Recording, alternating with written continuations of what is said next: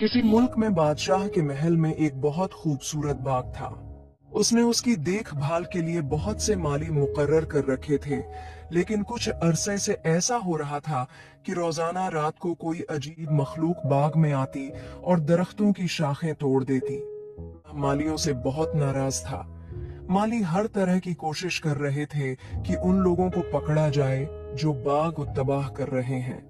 आखिरकार बहुत कोशिशों के बाद मालियों को पता चला कि आधी रात के करीब 3 हंस बाग में आते हैं, लेकिन सुबह जब तक जाती तो घास पर इंसानी पांव के निशान नजर आते। बादशाह ने बाग की रखवाली के लिए चौकीदार रखे, लेकिन अजीब बात ये कि जैसे ही हंसों के आने का वक्त होता, चौकीदारों को नींद आ जाती और अगली सुबह दरख्तों की कई शाखें टूटी हुई मिलती। बादशाह के 3 बेटे थे।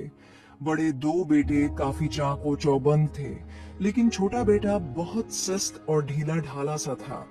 लोग उसे बेवकूफ समझते थे। बादशाह के बड़े बेटे बाप की परेशानी पर खुद भी परेशान थे और चाहते थे कि किसी तरह बाग उजाड़ने वालों का पता चल जाए।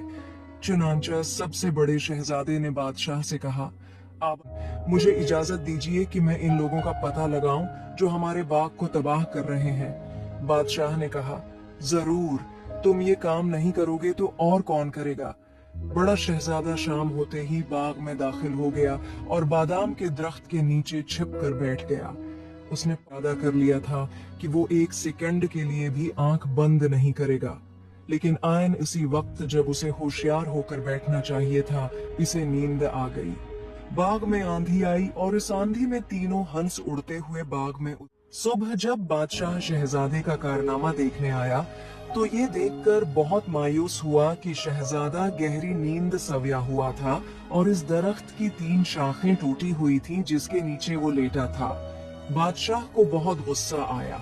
वो नाराज होकर बोला, अगर तुम मेरे बेटे न होते तो मैं तुम्हारे कान और नाक कटवा कर गुधे पर सवार करके पूरे शहर में घुमाता। अगले दिन दूसरे शहजादे ने चोरों को पकड़ने का इरादा किया, लेकिन उसके साथ भी वही कुछ हुआ जो पिछली रात बड़े शहजादे के साथ हुआ था। तीसरे दिन सबसे छोटे शहजादे ने बाग में जाने की इजाजत चाही तो बादशाह ने कहा, तुम तो बिल्कुल ही गए गुजरे हो।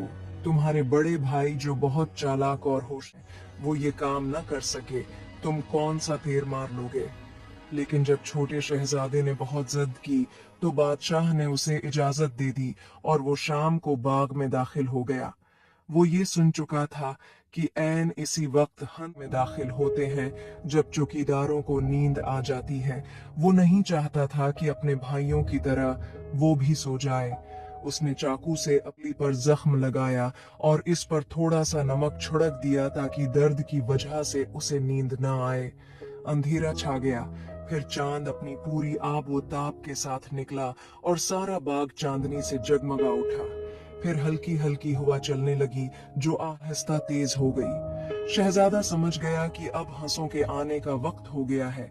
उसने आसमान की तरफ देखा तो दूर फजा में 3 छोटे धब्बे नजर आए जो देखते ही देखते बड़े होते गए और फिर 3 सफेद हंस खामोशी से बाग में उतरे। उनके पैरों की आवाज भी सुनाई न दी। शहजादा चौंकना हो गया और जल्दी से एक झाड़ी में छिप गया। वो ये देखकर हैरान रह गया कि तीनों हंस शहजादे रूप में बदल गईं और उन्होंने अपने पर उतार कर इसी झाड़ी के पास रख दिए जहां वो छिपा हुआ था।